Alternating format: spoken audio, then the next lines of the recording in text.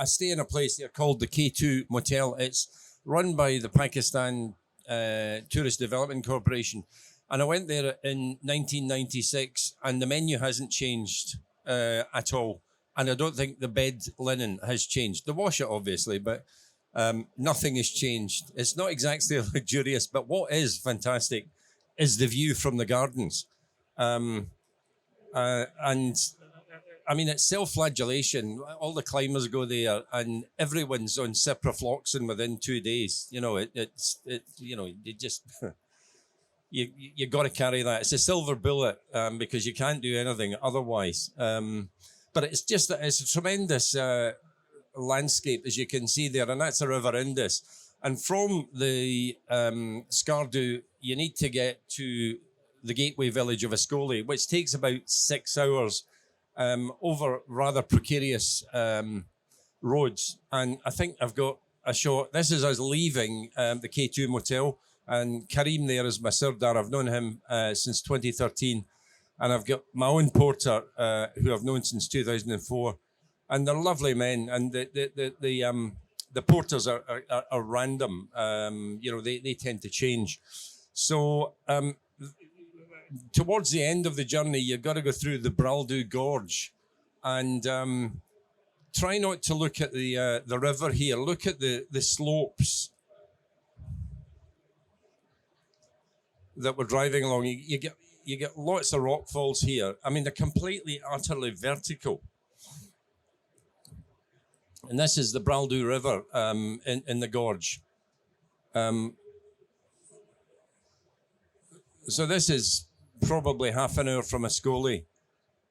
But they're quaint roads, and you've got lovely bridges to cross as well, safe as houses. No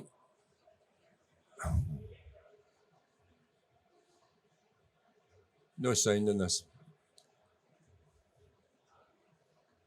Anyway, you kind of got the gist of, the Karakoram's not somewhere you get by accident. So after a night at Ascoli, we set off, the team set off, and this is Hussein, who carries my camera kit and his own kit. Legally, they're allowed to carry 25 kilos. So they're carrying about 30 kilos. And in that altitude, I mean, there's no way I can carry anything like that. I mean, I've got waterproofs and a bottle of water, but you just couldn't cope with it because of the acclimatization. So the Baltoro is up top there. There's 2 nights that are required before you get onto the Baltoro. But when you get on, you get tremendous mountains. I mean, this is very much the characteristics of the Karakoram. You get these towers and spires and minarets. And unlike the Himalayas, which are impressive in their own right, they tend to be very bulky mass mountains that are covered in snow. So they tend to be monotonous. Whereas in the Karakoram, because of the vertical nature of the mountains, you find that the snow gets shed and you get the rock coming through, and it makes for far better photographs than having everything white. And you can see the architecture that's in the mountains. The rocks are a combination of granite and gneiss, which is a really hard stone, and the weather in a way that they're very resistant to weathering, and so you get this angularity in the rocks, which is fantastic. That's the Triangles, Great Triangle, and Nameless Tower. Fantastic name for a tower, isn't it? Nameless Tower and Triangle Monk. And this is on the Triangle Glacier. Just, the structures are just quite, your mouth drops. You literally, I mean, awesome's a very, overused word, but you kind of walk around with your mouth open, just trying to take it in. This was the moonlight on the Nameless Tower, and I've shot that with a 70 to 200 mm lens at 3200 ISO. with a relatively short exposure, I think 5 or 8 seconds. Again, cathedral towers, that's known as the belfry, that there. And what I was trying to get was that combination of cloud and mountain. I mean, in Scotland, you seldom get conditions like this. You either have light and no cloud. You know, it's the curse of the Scottish summer, the Scottish anticyclone, which is hopeless for any sort of photography. Or you get cloud and you can't see the tops of the mountains and you've no light. It's difficult to get it both. But there's nothing worse when you're in the Karakoram, if you've got an anticyclone and you've got blue skies. It doesn't make for particularly inspiring imagery. That's Lobsang Spire. And you've just got this gallery of shape and form, which for photographers is obviously so exciting. And I think for me, the privilege has been, to have spent so much time in the region and actually produce a body of work that few people that have done before. I mean, there are so few places left in the world that haven't been exhaustively photographed. And that to be able to do that, and I mean, it wasn't easy to get the book published because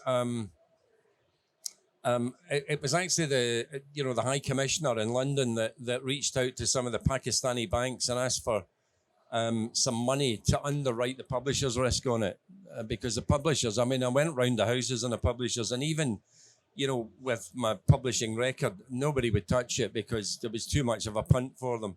But with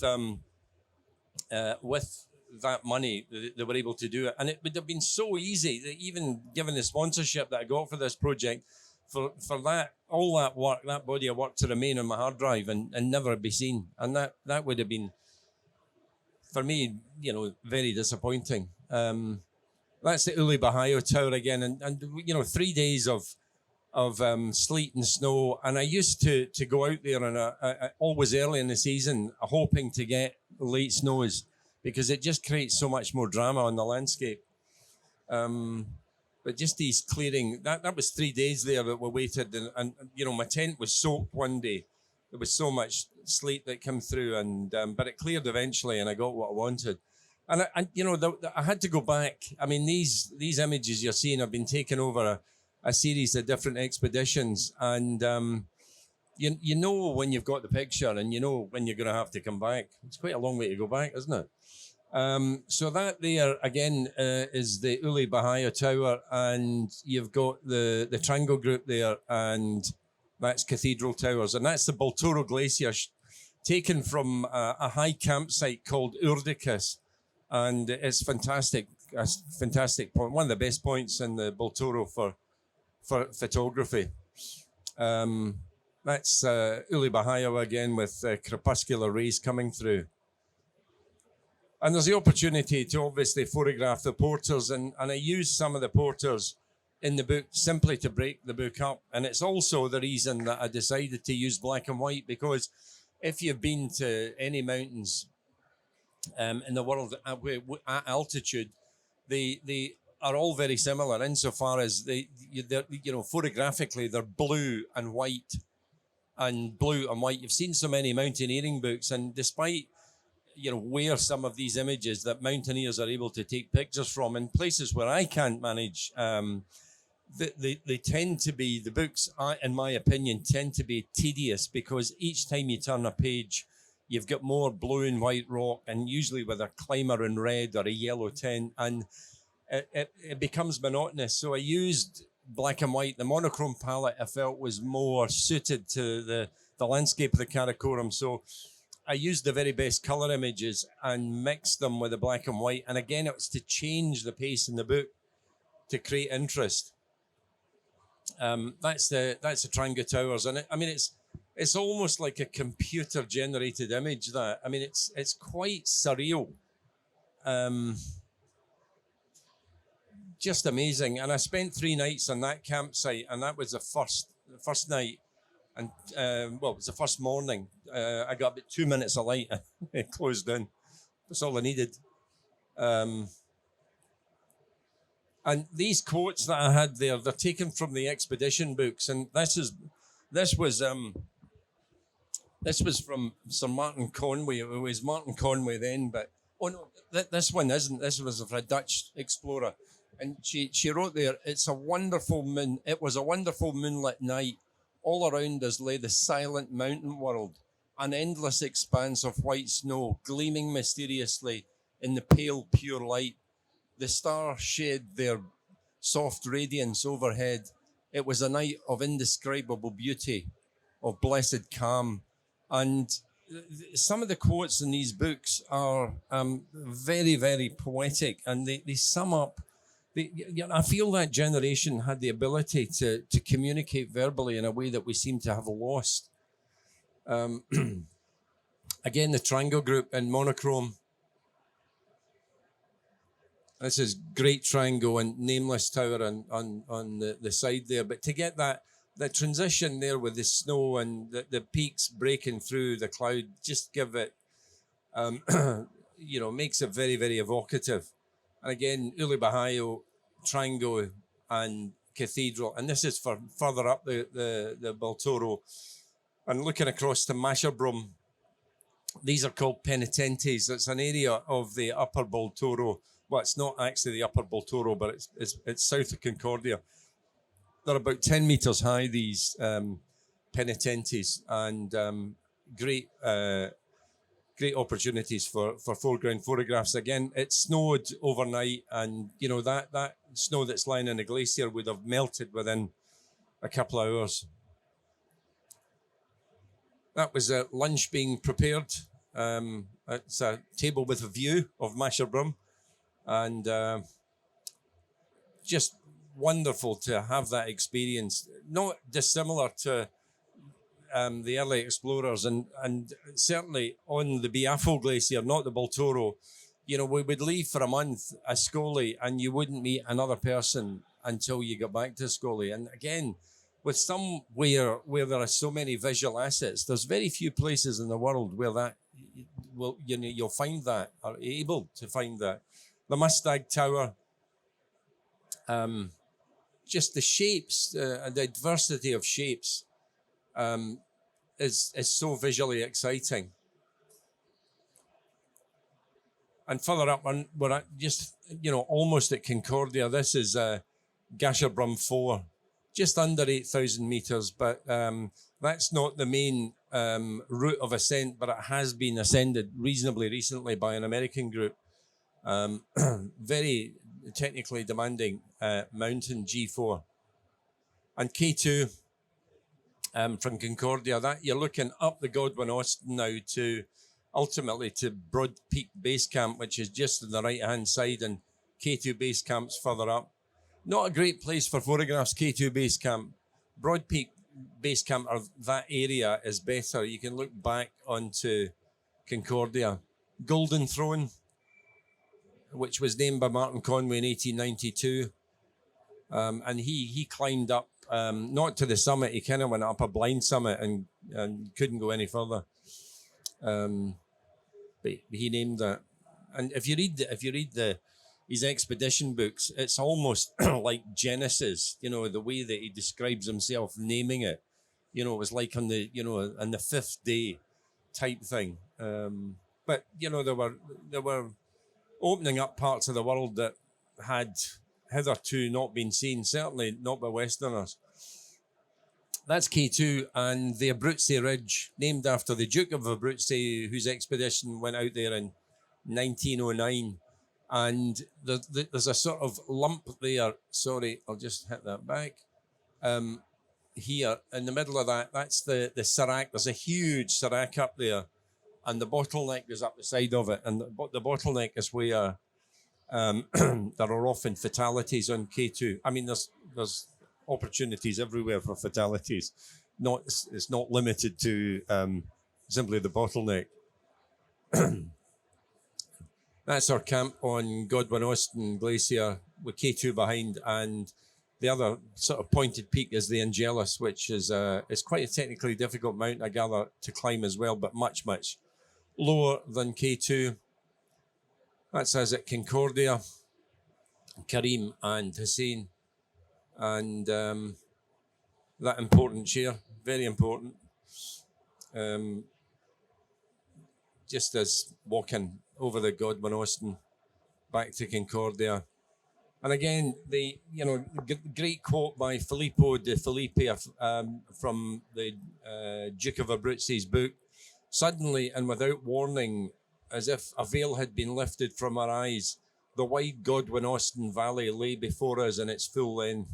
Down at the end, alone, detached from all other mountains, soared up K2, the indisputable sovereign of the region, gigantic and solitary, hidden from human sight by innumerable ranges, jealously defended by a vast throng of vassal peaks, protected by invasion by miles and miles of glaciers.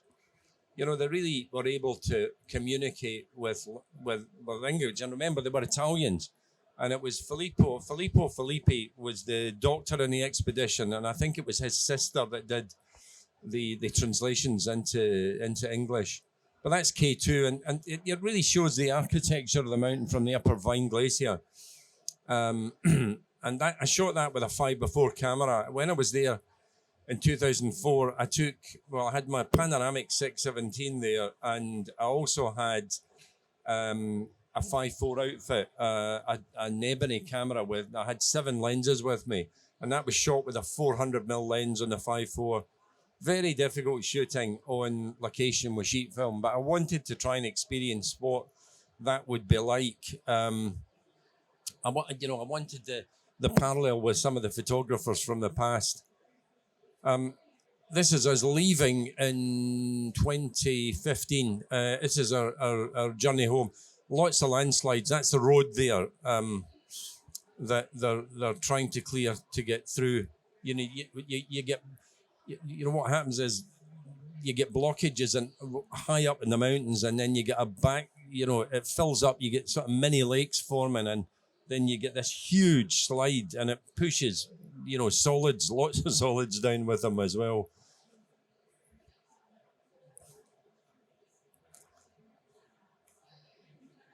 That's the Braldo. You can see there's a lot more water in it now because it's later in the season. It's a month since I went up.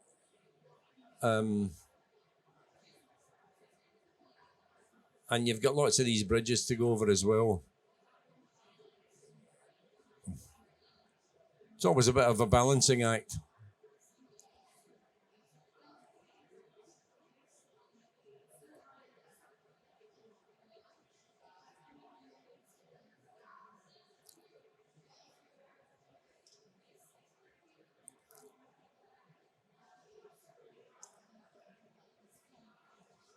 And the road's in here somewhere. I'm not quite sure where.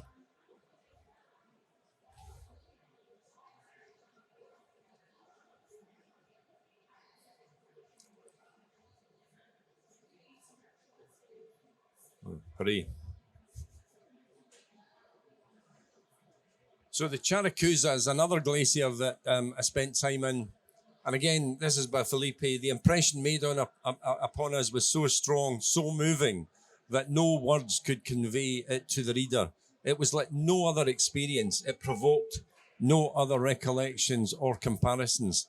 So inconceivably vast are the structural lines of the landscape that the idea comes into one's mind of being in a workshop of nature and standing before the primeval chaos and cosmos of a world as yet unvisited by the phenomenon of life.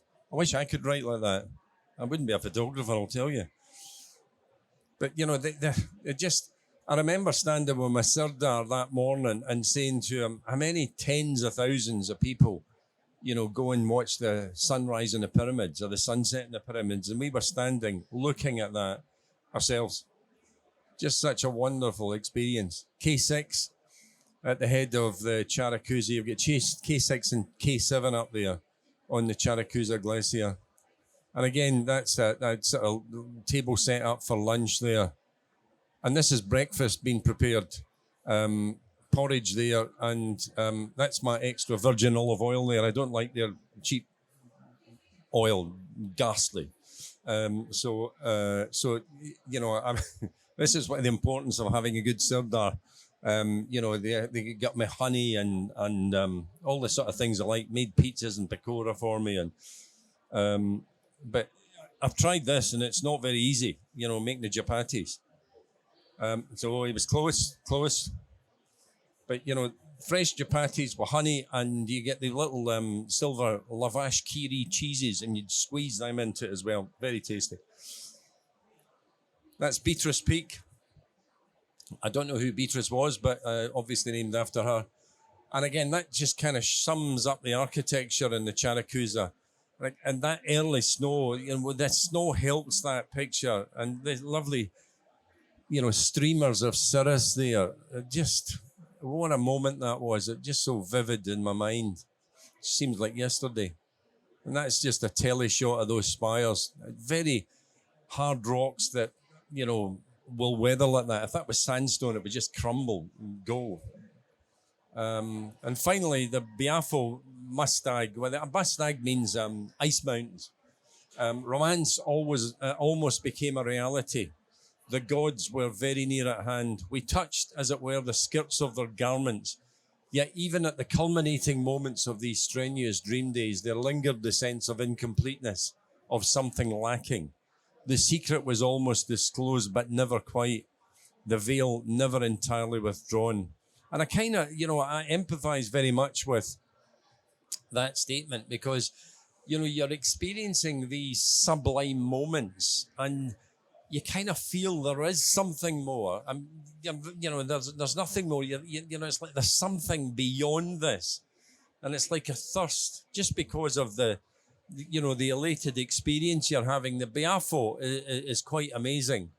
And this is the Biafo River here and the Baltoro River on the right-hand side. And when they join, it becomes the Braldu River.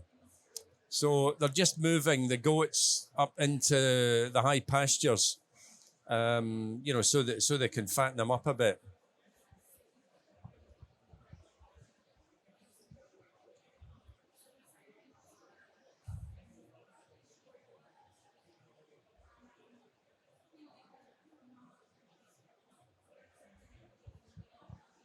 Quite a nice way to start the trek.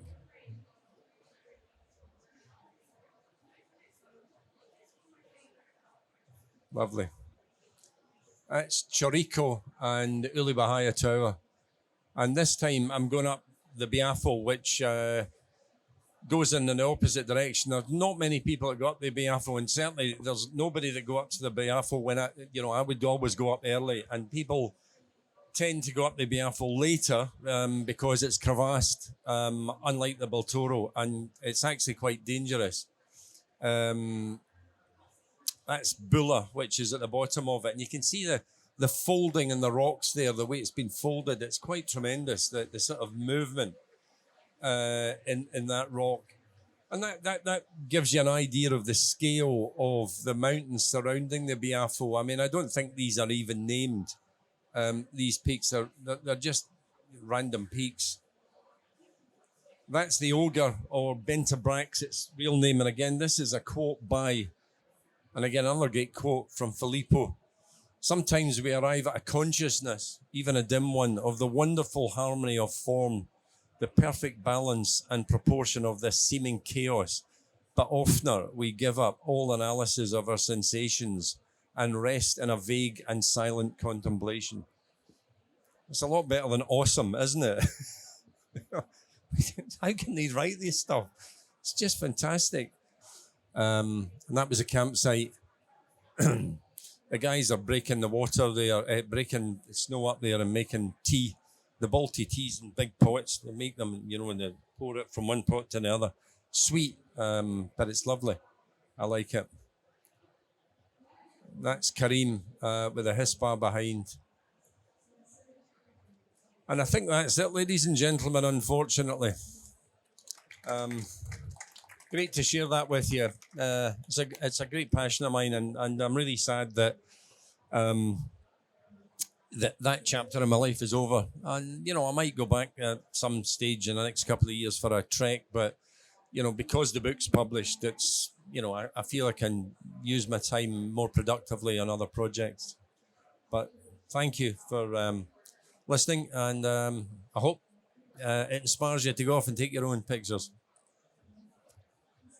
Thank you, everyone. Just a very quick question, actually, Colin, if I can, sorry, before I let you go. The size of these is obviously so awe-inspiring, as we've said, and it's interesting how the quotes do a great job of complementing the imagery. Just from a print point of view, obviously the book's been made and that's available in the usual places and through your site. Have you managed to have an opportunity anywhere to print these huge? Because I think in the embassy or somewhere, a sort of 4 or 5 meter one of those would just be stunning. Have you had that chance? Not really. I've made some big prints on my Canon printer, particularly that black and white image of the Trango Towers is quite remarkable. But when you've got high quality files, the opportunity to print them and get the resolution, and if they go big, it's one thing, unfortunately, that we don't see very much is big photography. Because big photography needs big walls in big rooms, which need heated and they need security. And I don't mean because of the value, but you need people there in a gallery, and for the art world, the galleries can't get the return on photography that they can from other art forms. So they're not too encouraged about bringing photography in, but you would need to get some sort of sponsorship behind an exhibition like this, and I think if they were printed up in acrylic, some of them could be absolutely stunning. But you've got to get that lighting. The lighting's so important, as when you're printing. It's a combination of many things, but it's the ultimate destination for photography, in my opinion. I mean, I'm from a generation where we worked in large format cameras and with film originally, and the end use of that was in print, and of course that has changed remarkably now. But for me, I'm still shooting with a view to producing images in print through an inkjet printer, and also for books as well. I want my work in print because I think people interact with photography in a very different way in a well-printed and designed book than they will on an iPad or on a computer screen. And I mean, it's not the trend out there, as you know. We're moving more and more towards video, unfortunately. But the strength of a still picture will never be mitigated. And the reason for that is that the human brain cannot store moving imagery. I mean, it's the emperor's new clothes. And the only thing that's different is that we can produce moving images now cheaply. Whereas, before it'd cost you 25 grand to get a production company to come and even chat to you, never mind do anything. And people can get moving imagery now cheaply, and it works very well in a web. It illustrates things in a web in a way that stills can't in some instances. But what's important, you might think to brands, is that a powerful still image goes into the brain, into the memory very quickly, and importantly, it can be recalled quite quickly. Whereas a lot of stuff that you watch on YouTube, it flushes in one ear and out the other. And it's not very much sticky stuff that goes into the memory. But people either don't know that or have forgotten that. And video is here to stay. But the passion, certainly the people that I get along on my tours and workshops, are not interested in video. They want to express themselves through the conduit of still photography. And that is never going to go away, fortunately. Thank you very much. Big hand, please, for Colin. Thank you very much, Colin, for giving us your time. Always great to see you.